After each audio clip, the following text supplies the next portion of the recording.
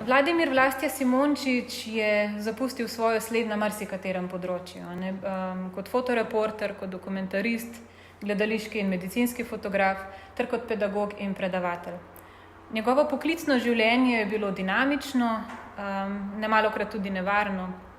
Bil je namreč oficir, med drugo svetovno vojno je deloval kot obveščevalec in kot pripadnik različnih odporniških gibanj.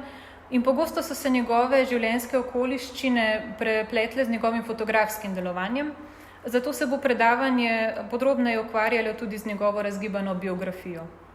Kot je bilo napovedano, bomo pri tem malo več poudarka namenili njegovi pedagoški vlogi, na koncu pa si bomo odbližje pogledali še njegov sklop eksperimentalno-abstraktne fotografije. Vladimir Simončič se je rodil materi Uršuli Ravnik iz Bohinjske Bistrice in očetu Jožetu Simončiču 11. junija 1911 v Gorici v Italiji. V Trstu je hodil v slovensko osnovno šolo, dokler niso oblasti po priključitvi slovenske Primorske Italiji novembra 1918 med mnogimi družinami tudi njegove izgnali v Slovenijo.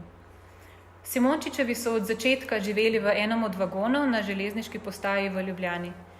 Te izkušnje se je Simončič desetletja kasneje takole spominjal. Novembra 1918 je nasilje italijanske zasedbe našo družino pregnalo z domačega praga. Dolg vlak živilskih vagonov, poln gorja in revščine pregnanih železničarskih družin iz zasedene Primorske, se je ustavil na slepem tiru severnega obrobja Ljubljane. Tam smo obtičali za 2,5 leto. Postali smo problem za Ljubljano in njena sramota. Okrog te bede se je poleti širil obupen smrad zasilnih stranišč, pozimi pa so otroci jokali v mrazu in lakoti. Naša 5-članska družina se je rešila vagonarske kolonije šele 1920, ko smo dobili večjo sobo. V zasilnem bivališču v vagonu na slepem tiru za Bežigradom so Simončičevi preživeli 2 zimi. Leta 1926 pa je bil njegov oče železničar premeščen v Beograd in cela družina je šla z njim. V Beogradu je Simončič končal realko in potem s 6 razredi realke oddal prošnjo za sprejem na Umetniški akademiji v Beogradu in bil zavrnjen, uradno zaradi pomanjkanja izobrazbe, sam pa je dejal, da ni imel zadosti debele ovojnice s seboj. Ta zavrnitev je bila zanj zelo boleča in razočaran in prijateljevo prigovarjanje se je potem vpisal na Vojaško akademijo, kjer je država krila stroške šolanja, vendar pa do vojaškega poklica ni imel nobenih nagnjenj. Kljub temu pa je Vojaško akademijo dokončal leta 1932, ko je bil star 21 let in to z odliko. Kot podporočnik je nastopil službo v tedanjem Triglavskem polku v Ljubljani. Leta 1937 je bil iz štaba divizije, kjer je risal vojaške zemljevide, premeščen v generalštab Kraljeve jugoslovanske vojske v Beogradu, tam pa se je potem izšolal za obveščevalca. Istega leta je že deloval v protifašistični organizaciji Tiger, v okviru katere je pod imenom Goričan pomagal pri zagotavljanju ilegalnih prehodov meje in pri sabotažah v Italiji. Leta 1937 se je vpisal tudi na umetno obrtno usmerjeno umetniško šolo Probuda in jo obiskoval do 3. junija 1938. Ob izbruhu 2. svetovne vojne je kot obveščevalec deloval na ozemlju Italije in po nemški zasebi tudi v Avstriji. Leta 1940 si je pridobil naziv kapetan, po kapitulaciji jugoslovanske vojske pa je ob napadu nemških bombnikov na novomeško šolo, kjer je bil štab divizije, skoraj umrl in takrat je potem odvrgel uniformo, si nadel civilno obleko in pridobil nove dokumente. Z novimi dokumenti se je oglasil pri slikarju Ferdu Veselu, ki je z družino živel v stari graščini Grumlov v vasi Šent Pavel na Dolenjskem in si v pritličju te graščine uredil svojo slikarsko delavnico. Takrat je prevzel novo identiteto in postal Vlado Soklič, akademski slikar, rojen v Poljanah. Potem proti koncu tega leta je prišel v stik z Osvobodilno fronto, 2. marca 1942 pa so ga po izdaji ujeli italijanski vojaki. Njegovo skrivališče na Dolenjskem so po njegovih zapiskih obkolili 4 kamioni italijanskih vojakov, Poskusal je pobegniti, ampak je pri poskusu bega dobil tako hud udarec v glavo, da je izgubil zavest. In ko se je zavedel, je bil v ljubljanskem zaporu in hrom. Kakšne 3 mesece je preživel na zaporniškem oddelku v Ljubljani, shodil pa je potem šele na ljubljanski nevrološki kliniki. Na kliniki je v pleskarski delavnici sodelavci deloval v okviru OF, nadaljeval pa je tudi s slikanjem. Takrat je uporabljal tajno ime Vasja in pa tudi že Vlastja. Vlastja je ime, ki naj bi ga iz imen svojih 3 sinov sestavila že njegova mama Uršula. Vladimir, Stane in Jože. No, potem v začetku leta 1944 je iz bolnišnice pred OF, ki je pobijala oficirje starojugoslovanske armade, ki je pobijala oficirje, ki so se pridružili partizanskemu gibanju, pobegnil v Trst. Tam pa se je pridružil slovenskemu odporniškemu gibanju. Ko so mu v Trstu prišli na sled, je zbežal v Milano in se tam pridružil italijanskemu osvobodilnemu gibanju Comitato di Liberazione Nazionale. Na begu je nekaj časa preživel tudi v kraju Baveno v severozahodni Italiji in tam je še naprej slikal in sodeloval z garibaldinskimi antifašisti. 27. aprila 1945 so ga v vasi Soma Lombardo ujeli fašisti. Simončič je zatrjeval, da je slikar in da gre v Milano po barve in platna. Narednik pa mu je na mestu odredil smrt z ustrelitvijo. V zadnjem trenutku pa so pripadniki garibaldinskega gibanja napadli fašiste in rešili nezavestnega Simončiča. Naslednji dan so ga z žipom odpeljali v Milano, kjer je bil takoj operiran in to je bilo na isti dan, ko je bil usmrčen Benito Mussolini. Po vojni je še naprej sodeloval pri obveščevalnih nalogah, med drugim tudi pri sleditvi vojnih zločincev, ki so pobegnili k anglo-ameriškim enotam. Potem je delal na uradu za repatriacijo veleposlaništva Nove Jugoslavije v Milanu, že jeseni pa se je moral skrivati v Rimu pred Angleži in tam je huje zbolel, zdravnik je ugotovil oslabelost srca. Od so ga potem kot diplomata poslali v Beograd in tu naj bi zavrnil ponujeno službo majorja v generalštabu in to je po njegovem mnenju imelo hude posledice za njegovo nadaljnjo življenjsko pot. No, po vrnitvi v Ljubljano je bil brez službe, brez stanovanja. Prva 4 leta je živel v cukrarni v izpraznjeni hrambi za živila. Preživljal se je s prostovoljnim delom, vihtel je kramp in lopato, da je dobil vsaj en topli obrok na dan. Poleg tega pa je tudi portretiral in slikal razne plakate za tedanje manifestacije. In v cukrarni so mu pustili, da si je ponovno uredil neko slikarsko delavnico. Potem pa ga je oktobra leta 1946 obiskal prijatelj ilustrator, ki je delal pri reviji Tovariš in ga povabil k sodelovanju. Tako je Vlastja svojo prvo fotoreportažo, Naši delavci in nameščenci na odrskih deskah, posnel konec oktobra in je objavil v 7. številki Tovariša decembra 1946. Reportaža govori o moščanski ljubiteljski gledališki družini in njeni predstavi raztrgancev Mateja Bora. Ob besedilu neznanega avtorja je bilo objavljenih 18 manjših Simončičevih fotografij, 2 posnetka odrskega dogajanja in pa 16 portretov, tako da je na levi igralec oziroma igralka v dramski vlogi, desno pa njena oziroma njegova podoba na delovnem mestu. Za Tovariša je Simončič pogosto fotografiral naslovnice in pa zadnje strani. Tu je bilo mesto, kot je zapisal Primož Lampič, preprosta, udaren in estetsko dovršen posnetek. Že od začetka je Simončič svoje objave označeval tudi zdaj znamenitim podpisom Foto Vlastja in s tem je izrazil jasno zavest o avtorstvu, kar niti danes ni samoumevno, sploh za reportažno fotografijo, v tistih časih pa sploh ne. Za priznanje avtorstva pa se je moral Vlastja z različnimi uredništvi večkrat boriti. Tako iz njegove pritožbe na slovensko zastopstvo Jugoslovanske avtorske agencije z datumom 18. januar 1958 izvemo sledeče. Odgovornega urednika Slovenskega poročevalca, tovariša Sergeja Vošnjaka, kakor tudi ostale člane redakcijskega kolegija, sem neštetokrat opozoril na dolžnost redakcije, da moje fotografije, ki se objavljajo, podpisujejo v desnem kotu s podpisom fotovlastja in brez oklepajev. Vidimo na prosojnici, da ni bilo res. Vsa moja opozorila pa se že leta in leta izigravajo. Čeprav upravljam moja dela, za katere prosita obe redakciji, torej Slovenski poročevalec in tovariš, s predpisanimi avtorskimi podatki na hrbtni strani posnetkov.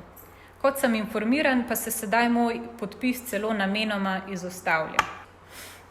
No, kljub temu, da je veliko delal kot fotograf, ni izgubil želje po slikarskem študiju in se je takoj upisal na takrat novo ustavljeno Akademijo podobljočih umetnosti v Ljubljani. Bil tudi sprejet, ampak so mu že oktobra, torej po nekaj mesecih, prepovedali nadaljnji študij.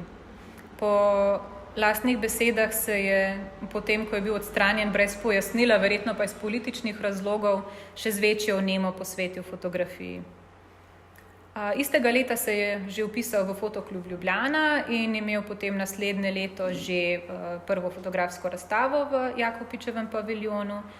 Obiskal je tudi filmski tečaj pri tedanjem podjetju za proizvodnjo filmov Triglav. V tem času pa se je tudi poročil. V zakonu sta se mu rodili dve hčerki, Metka in Jelka, ki sta pozneje tudi postali fotografinji in nadaljevali njegovo pot na področju medicinske fotografije, Metka na Kliničnem centru v Ljubljani, Jelka pa na medicinski fakulteti.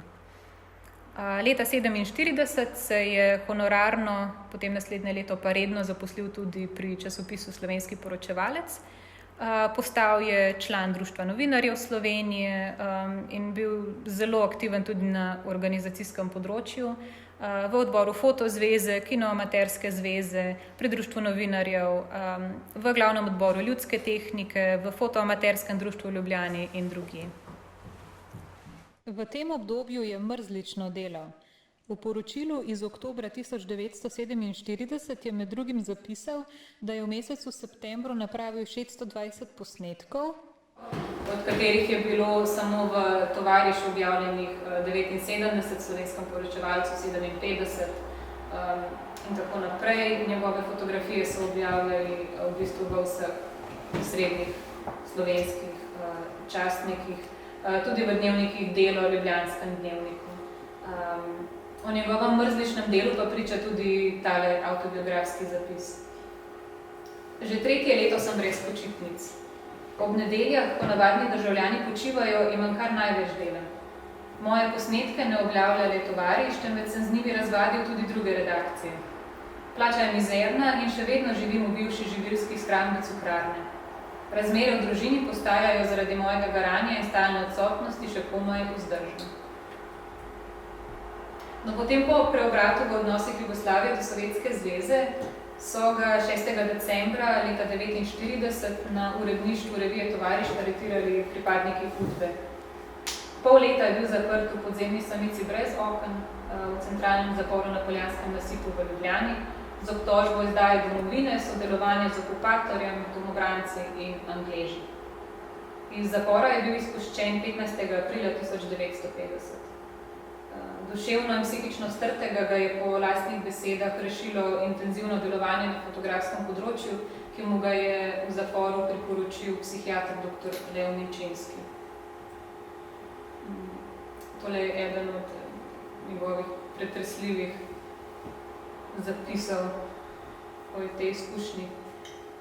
Minilo je pol leta, odkar nisem videl sonca, potem pa so me poslali domov. Čez 2 dni me je rešilec odpeljal na kliniko, kjer so se pripravljali za proslavo 1. maja. Čez mesec dni so nekako zakrpali mojo razklano notranjost, dober človek pa mi je svetoval, naj ne gledam filmov v temnih potih noči, na pot med ljudmi razuma mi je dal zdravilo, ki me je rešilo. Poskusite, da bo vaš dan izpolnjen z nekim intenzivnim delom. Smrti se nisem bal pa sem se blaznosti. Zato sem poskusil. Moj delovni maraton za dobro sočloveka od takrat traja že 34 let. Istega leta se je potem vrnil v uredništvo, ampak fotoreportaž v takšnem obsegu kot pred aretacijo ni več objavljal. V uredništvu je imel tudi veliko težav, med drugim so mu pregledovali pošto, kar je ugotovil in se pritožil na to, zaradi česar je dobil hud upor. In njegove reportaže vsaknejo nekje leta 57. Na začetku sem omenila, da je pomemben tudi kot gledališki fotograf in zanimivo je, da je že njegova prva fotoreportaža v bistvu iz gledališkega sveta. Z gledališko fotografijo se je ukvarjal več kot 40 let in kot eden redkih, če ne edini fotograf tistega časa fotografiral tako profesionalna gledališča kot tudi amaterska.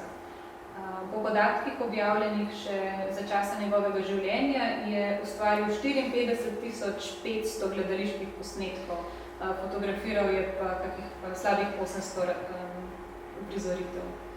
Svojo gledališko zapuščino pa je že leta 1969 zapustil Slovenskemu gledališkemu muzeju, danes Slovenski gledališki inštitut. No, na tej točki bi izpostavila nekaj njegovih nagrad in priznanj. 3 leta zapored je bil prejemnik Tomšičeve nagrade za časopisno fotografijo, dobil je tudi najvišje nazive Mednarodne federacije za fotografsko umetnost, naziv umetnik, potem odličnik in pa leta 1991, kot tedaj edini med slovenskimi fotografi, je prejel naziv Mednarodne fotografske zveze za posebne zasluge pri širjenju fotografske kulture v mednarodnem prostoru. Potem je bil v drugi polovici 40. in začetku 50. let aktiven v Fotoklubu Ljubljana, pogosto je sodeloval na ljubiteljskih razstavah in takrat je bil to edini prostor, kjer je lahko v bistvu objavljal avtorsko fotografijo, torej tisto, ki ni bila vezana z reportažno, tukaj je imel potem več svobode in pa predvsem ga ni nadzoroval noben urednik. Tukaj skoraj ne moramo mimo te fotografije, to je najbrž res taka ikona slovenske fotografije, pa tudi najbolj znana Vlastnega fotografija. To je razstavil v Londonu leta 1952, kot član Fotokluba Ljubljana, na mednarodnem natečaju revije Times in prejel prvo nagrado. Fotografija je najbrž nastala kmalu po izpustitvi iz udbovskih zaporov. In kot vidimo, gre za tak rahlo heroiziran prizor otrok pri preizkušanju jadralnega letala in nekako odgovarja času po drugi svetovni vojni, ko je Evropa potrebovala malce optimizma. No, leta 1957 je končal delovno razmerje pri Slovenskem poročevalcu in tudi svojo skoraj 10-letno kariero fotoreporterja. Po Simončičevih lastnih besedah sta ga človečenost in nasilje prisilila, da zapusti novinarski poklic. Približno 40.000 posnetkov reportažne fotografije je v bistvu že takoj potem, ko je dal odpoved, predal Muzeju za novejšo zgodovino Slovenije, kjer še danes hranijo ta fond. Začetki njegovega delovanja na področju medicinske fotografije pa segajo že v leto 1956, ko je honorarno delal za Kliniko za ginekologijo in porodništvo v Ljubljani, potem pa se je zaposlil redno na Medicinski fakulteti v Ljubljani. Kmalu je postal vodja tamkajšnje dokumentacije in v bistvu popolnoma sam vzpostavil temelje medicinski in znanstveno-študijski fotografiji na Slovenskem, pa tudi v Jugoslaviji. Posnel je prvi jugoslovanski medicinski film. S temi medicinskimi filmi so študente v bistvu učili, kako potekajo operacije. Ustanovil je tudi prvo interno televizijo v jugovzhodni Evropi in s tem je bilo potem mogoče predvajati operacije neposredno v predavalnici, tako da so lahko študentje opazovali, kako to poteka. V tem sklopu bi rada izpostavila tole fotografijo, prva minuta iz leta 1977, ki velja za prvo umetniško upodobitev človeškega rojstva na svetu.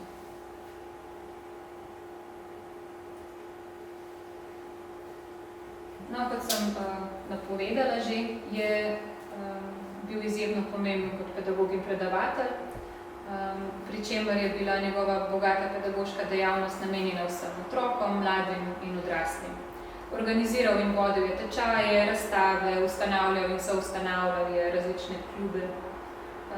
Svojo pedagoško dejavnost je začel že leta 1948, ko je postal inštruktor fotografske tehnike in od istega leta je brezplačno deloval na Ljudski tehniki, kjer je vodil komisijo za vzgojo mladine, pisal je priročnike in šolske učbenike, izdal je na primer priročnik iz fototehnike, pa brošuro Praktični nasveti v fotografiji. Njegov učbenik v fotografiji za 8. razred osnovne šole je dočakal kar 9 ponatisov. Potem pa je leta 1952 izstopil iz fotokluba Slovenski poročevalec, ker se ni strinjal z odnosom do mlajših fotografov in ustanovil svoj klub, fotoklub Slovenski poročevalec, in 8 let ostal njegov predsednik in mentor. Teh klubov je res preveč, da bi zdaj to vse brala, no je pa po njegovih lastnih zapisih jih ustanovil 9 in bil častni član v 5 klubih. Od 50. do 80. let je vodil fotografske tečaje in seminarije, posamična predavanja o fotografiji pa je imel v tovarniških kolektivih, srednjih šolah, fakultetah in drugod, sem jih samo nekaj naštela. Mogoče omenimo, da je predaval tudi v tujini. Leta 1973 so ga povabili na Akademijo za vizualne medije v Remšidtu v Nemčiji, kjer je potem postal stalni sodelavec za predšolsko fotografsko izobraževanje. Vsega skupaj pa je v svojih zapiskih popisal 243 javnih predavanj o fotografiji, 144 fotografskih tečajev in 113 razstav svojih slušateljev. Izpostavila bi mogoče samo njegovo pedagoško vlogo v Ljubljani. On je v bistvu tisti, ki je začel leta 1957 priprave za preoblikovanje šole v 3-letno poklicno šolo za fotografijo, kjer je potem tudi predaval. Predaval je tudi na šoli za oblikovanje. Predmet fototehnika je učil na pedagoški šoli v Ljubljani in pa na medicinski fakulteti, kjer je bil zaposlen kot dokumentalist, je izšolal skupino medicinskih fotografov za posamezne klinike. V 50. letih je izumil in potem v 70. letih izpopolnil in v celoti izoblikoval tako imenovano slovensko metodo poučevanja fotografije za predšolske otroke in mladino. V tej vlogi je imel poleg kemigrama pomembno vlogo fotogram, ki jo bomo odbliže spoznali malo kasneje. Je pa že v poznih 70. letih začel to metodo uveljavljati kot fotografsko igro za otroke na ginekološki kliniki in to je potem predstavljalo začetek uvajanja te njegove metode. Zamisel za njeno izoblikovanje naj bi se rodila v Gorenji vasi. Je pa metoda najprej imenoval jugoslovanska, potem pa se je prijelo ime slovenska metoda. Pri enem od postopkov so otroci na fotopapir najprej na svetlobi risali z razvijalcem in po nekaj minutah se pri tem postopku na belem fotopapirju pokaže črna risba. In potem na koncu podobo potopimo še v fiksir. Možno pa je tudi obratno, in sicer se na fotopapir na svetlobi najprej riše s fiksirjem in potem podobo potopimo v razvijalec in pri tem postopku dobimo potem belo risbo na črni podlagi, kot se vidi na telih tukaj. Kasneje se fotografija lahko še pobarva z voščenkami, se pa tako dobljena podoba imenuje kemigram. Ta metoda je bila deležna priznanj predvsem v tujini. Vrh mednarodnega uspeha te pedagoške metode pa je natis učbenika Otroci fotografirajo brez kamere, ki jo je s Kurtom Bakinskim pisal 1 leto in pol. Izšla pa je v 3 svetovnih jezikih, v nemščini, francoščini in angleščini. Moja dolžnost je pomagati otrokom razkrivati fotografijo. Fotografiranje namreč uči spoštovati naravo, življenje, svobodo in človeško dostojanstvo, je zapisal v uvodu učbenika. Marca 2001 je Mednarodna federacija za fotografsko umetnost izdala še japonski prevod, hkrati s ponatisom angleškega, slovenskega prevoda pa Vlastja ni dočakal. No, in vse to je Vlastija dosegel kljub več desetletni prepovedi delovanja. Leta 1969 mu je namreč vodstvo Ljudske tehnike in Fotozveze Slovenije prepovedalo strokovno delovanje v vseh fotografskih družbah v državi z obtožbo, da je organiziral protest mariborskih fotoamaterjev proti natečajnemu sistemu Fotozvez. Takrat so ukazali njegovo diskvalifikacijo in 20 let ni smel strokovno delovati po vsej državi. Rehabilitirali so ga pa šele leta 1988. No, po upokojitvi iz medicinske fakultete se je Vlastija preselil v Gorenje vas pri Škofji Loki in na tamkajšnji, tukajšnji osnovni šoli Ivana Tavčarja uredil fotografsko delavnico in fotografsko galerijo Ivana Tavčarja. V galeriji je do njene ukinitve organiziral 65 lastnih slovenskih in mednarodnih razstav. Poleg fotografije pa je razstavljal tudi svoja slikarska dela.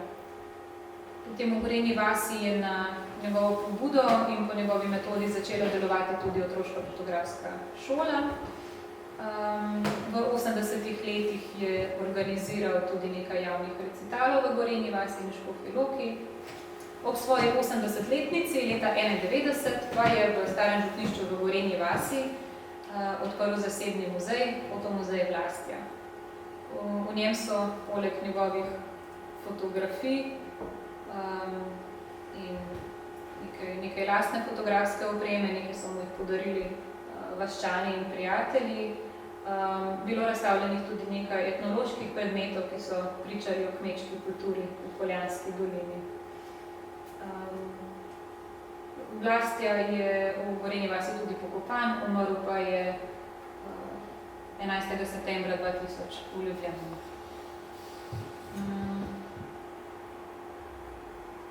No, ta njegova postavitev v 3 sobah sem prekopirala od gospoda Temelja iz njegovega intervjuja. Je izgledala bolj umetniška inštalacija kot muzejska postavitev, ker so bile stvari med seboj prepletene. In gospod Franc Temelj je na prošnjo Simončičeve žene Hani tudi prevzel delo v muzeju, potem ko Vlastija tega ni več, zaradi bolezni ni več zmogel upravljati. Po Vlastijevi smrti je lastništvo prevzela župnija, občina pa je vse skozi skrbela, finančno skrbela za to, da je muzej deloval.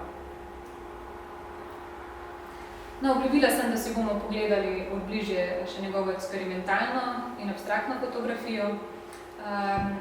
Vlastija je v svojem življenjepisu zapisal, da je že kot študent gojil planinsko fotografijo.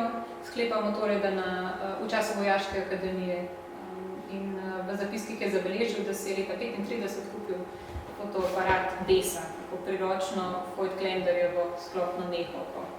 Sicer pa se je s fotografijo srečal tudi pri usposabljanju za obveščevalnega oficirja v Beogradu.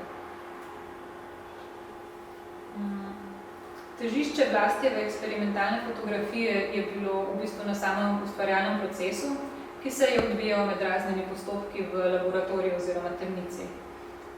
In tukaj je imel priložnost, da se lahko ukvarjal predvsem z likovno-estetskimi problemi. Novinar Lenart Jakučič, Vlastijev učenec, je povedal, da je bila za Simončiča temnica del ustvarjalnega procesa. V okviru Simončičeve eksperimentalne in abstraktne fotografije največkrat govorimo o fotografikah, solarizacijah in fotogramih, posluževal pa se je tudi drugih metod.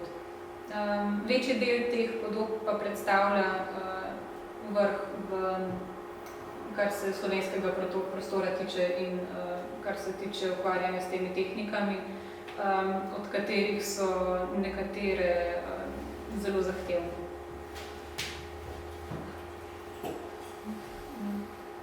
Natančen postopek izdelave teh podob, brez izkušenj z delom v temnici in brez poznavanja fotografskih tehnik, včasih težko rekonstruiramo. Podoba pred nami, z naslovom Mati, na prvi pogled mogoče deluje prej likovno delo kot fotografija, ampak ni fotogram, torej je nastala z uporabo fotoaparata in najbrž je nastala z relativno preprostim dodatnim ročnim posegom med osvetljevanjem v temnici.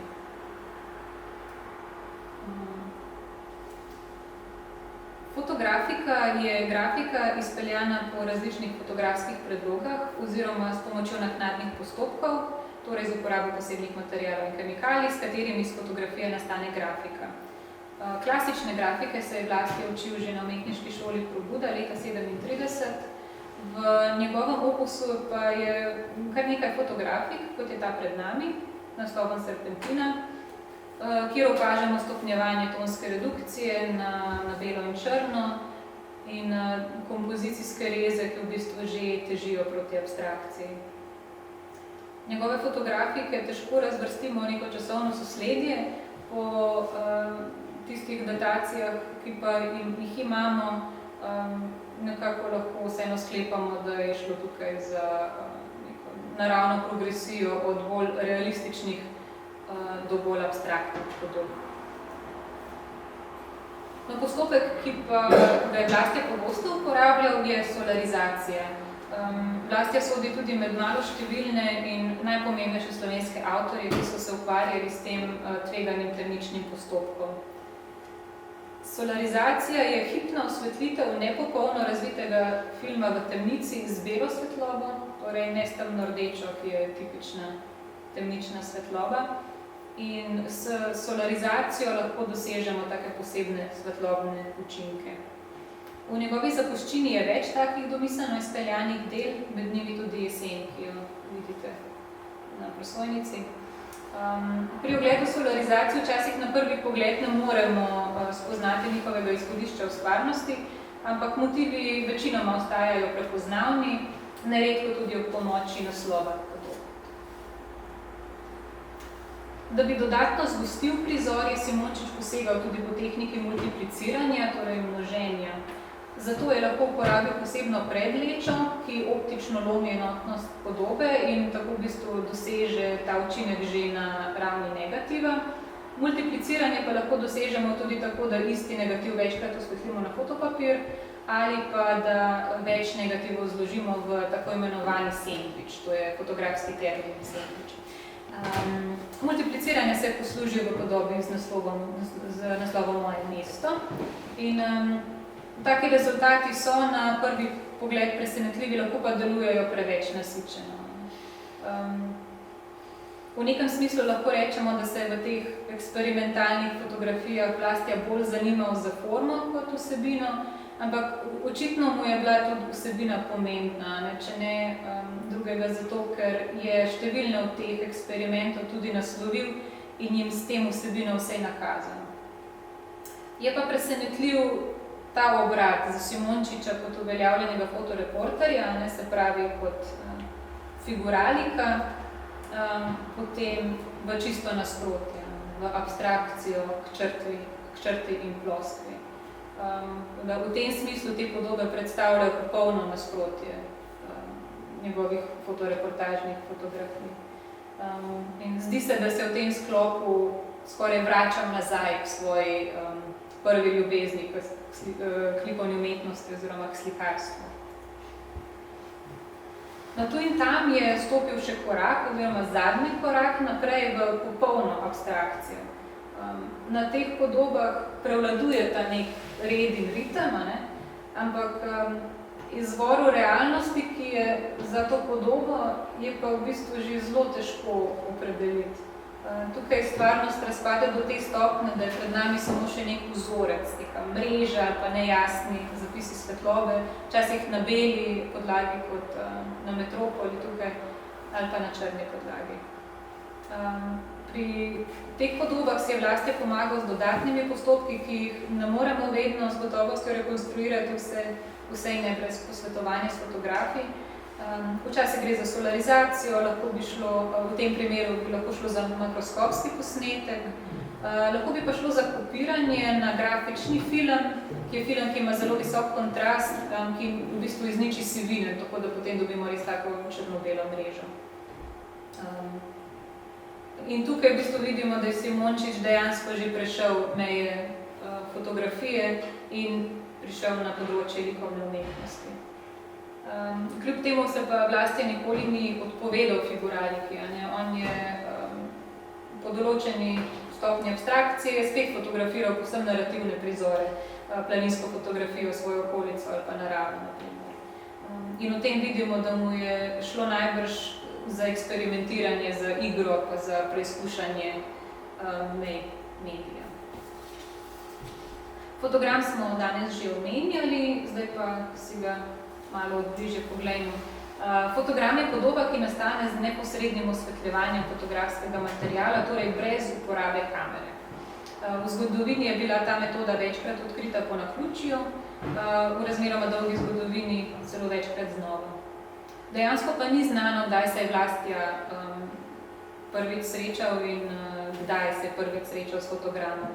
Najbrž na svojih tečajih fotografije za začetnike osnove fotografij, naprimer kako deluje fotografski papir, demonstriral tudi na ta način, kajti fotogrami so odlična metoda, s katero lahko razložimo osnove delovanja fotopapirja. Fotogrami so navadno podobe z odtisi vsakdanjih predmetov, ki so videti kot sence. V Simončičevem opusu dejansko niso prav pogosti, vsekakor pa ne v velikih formatih, torej v formatih, ki bi bili primerni za razstave.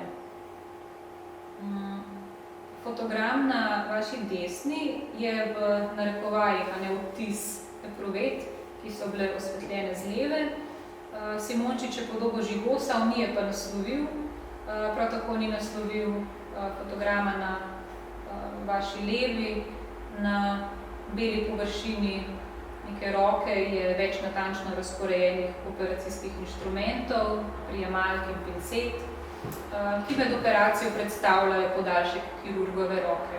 Tako da celoto lahko razumemo kot prikaz človekove fine motorike, ki določa kirurgovo delo. Domnevamo pa, da sta fotograma nastala v presledku več let in tudi potem lahko sklepamo, da ni šlo za neko sistematično delo, ampak za ustvarjanje po navdihu. Poleg fotogramov najdemo še več podob, ki so nastale brez fotografskega aparata, narejene z nekaterimi manj znanimi tehnikami. In na hrbtno stran teh podob je Vlastija zapisoval njihova imena. To so postopki, kot so kleksografija, kristalografija, kristalogram in hemogram. Kleksografija na vaši levi je v splošnem smislu podoba nastala z naključnim razlivanjem kaplje črnila. To je v bistvu ta tehnika, ki jo uporablja tudi Hermann Rorschach pri testu svobodnih asociacij. Na Simončičevi kleksografiji lahko vidimo, da gre očitno za neke kapljevine, ki so pustile sled in to sled je potem svetloba zapisala na papir. Spet tukaj težko rekonstruiramo, za kakšno tehniko je dejansko šlo. Najbrž je kombiniral še z nečim drugim, mogoče s kristalografijo, kar pomeni, da je svetloba presevala skozi neke kristale. Očitno je uporabljal neke nam, oziroma vse meni nepoznane. Vazelin. Prosim? Vazelin. Hvala, to smo pa zapisali. Na vas filmu je vključevalnik, da vazelin pa stisne med ploščo. Hvala. Druga podoba, naslovljena Kiklop, pa je podoba, ki nastane z neposrednim nanašanjem razvijalca ali fiksirano osvetljen fotografski papir, tukaj migram. V tem primeru je Simončič z naslovom podobe že določil njen pomen, ko jo je poimenoval po mitološkem enovokem velikanu. Nekateri avtorji so se spraševali, če ni mogoče impuls za nastanek teh podob prišel iz tujine, iz eksperimentalne produkcije 50. in 60. let, to, ki je bil znan kot subjektivna fotografija. V tem smislu so v zahodnoevropskem kontekstu ti Simončičevi eksperimenti prišli razmeroma pozno. Verjetno pa je, da je Simončiča gnal njegov radovedni duh, neka lastna želja po eksperimentiranju. Mogoče so mu nudili tudi nek dobrodošel oddih, ker ni bil več odvisen od naključne situacije. Vsekakor pa je s temi poskusi opozoril na materialno plat fotografije in premikal meje fotografskega medija. Na hrbtnih straneh teh podob je redko njegov razstavni žig. Nekdo je zapisal, da je Simončič vedel, da se te podobe ne bi moglo prebiti skozi ocenjevalni sistem na tečaju. Možno pa je, da je te podobe dojemal kot eksperimente in da niso bile namenjene v bistvu drugemu občinstvu kot njemu samemu. No, zaključila bi s citiranjem novinarja Lenarta Jakučiča, ki je bil že kot otrok Simončičev učenec in je imel priložnost od blizu spoznati njegov ustvarjalni proces. Velik poudarek je bil na eksperimentu, da vidiš, kaj se zgodi, če kršiš pravila, in tudi na iskanju nečesa novega, nepričakovanega. In na kakšne načine je možno na dolgočasne motive pogledati zanimivo. Imela sva vaje ali pa študije konkretnih reči, lahko sva porabila 2 uri časa samo na tem, da sem ga postavljal pod nekim drevesom. Šlo je za zmes intuitivnega in po drugi strani zelo študioznega pristopa. To mislim, da je bila njegova značilnost v fotografskem smislu. On je bil poosebljanje zelo turbulentnega obdobja. Hvala za vašo pozornost. Če ima kdo kakšno vprašanje, se lahko potrudim odgovoriti na. Sicer pa vabljeni še v ledu razstave, ki je v pritličju.